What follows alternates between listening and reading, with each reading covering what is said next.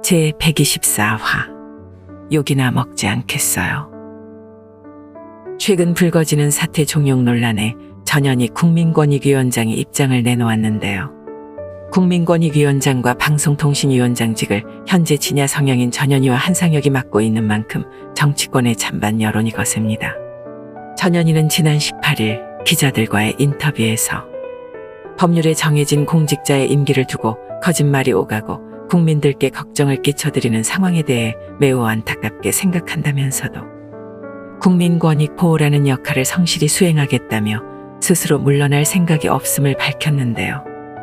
친야 성향의 전 위원장이 이제와 법치를 운운하니 참 재밌긴 합니다만 정황이나 속내를 들여다보면 사실상 알박기라고밖에 안 보여져요.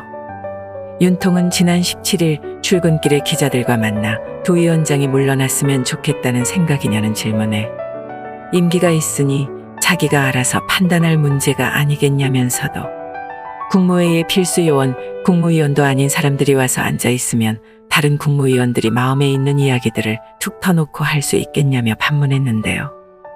국민의힘 권성동 원내대표 또한 두 사람들이 자리를 양보하고 물러나는 것이 정치 도의상으로 맞다고 생각하고 있다면서 윤통의 의중에 힘을 싣기도 했어요. 일단 전현희나 민주당이 작금의 사퇴 종용 기류에 반발하고 나서는 건 좀 의아합니다. 문재인 정부는 집권한 지 8개월 만에 KBS, MBC 사장을 교체했고 특히 강규영 전 KBS 이사는 방통위가 그를 해임할 권한이 없음에도 유치한 여론전 등으로 밀어붙였고 결국 이에 불복한 강 교수가 소송을 제기했으며 최근에 최종 판결에서 승소했었죠. 또한 2020년 4월에는 최재형 전 감사원장이 월성 1호기를 둘러싼 의혹에 대해 감사를 진행하던 과정에서 있었던 백운규 전 장관과의 대화가 공개되면서 감사원 실무자협의회를 포함해 정치권의 사퇴 종용을 받는 바람에 감사원장직을 내려와야 했었고 뿐만 아니라 현재 대한민국 대통령인 윤통의 경우 사퇴 종용의 대표격 인물인 것이 전현직 법무부 장관과 정치권의 압박으로 임기를 끝마치겠다는 자신의 의지를 결국 꺾어야 했었어요.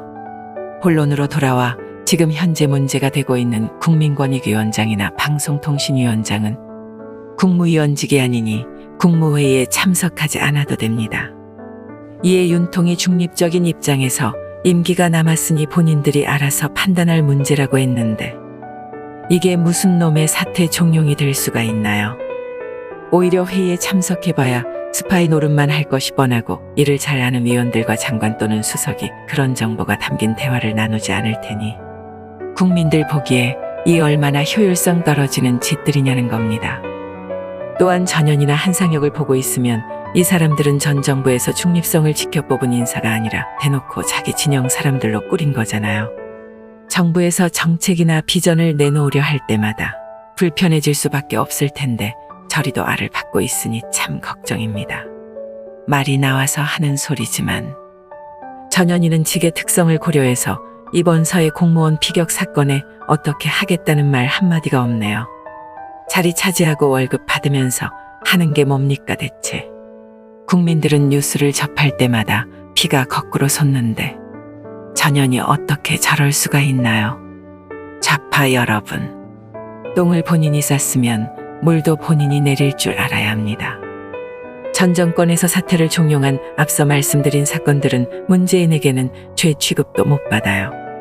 당장 한 달 만에 국민 생명 우습게 알고 개구라친 게 이미 다 드러났는데 반년 정도면 그 구데기 바닥 정부가 여러분들도 알기 쉽게 요약해서 잘 알려드리겠죠. 최근에는 터진 대가리 꼬맨 분들도 많이 늘어나는 추세라고 하던데 여러분들도 얼른 더듬당인지 만진당인지 다 버리고 정신 좀 차려봐요. 너무 늦게 움직이면 줏대 없다고 욕이나 먹지 않겠어요.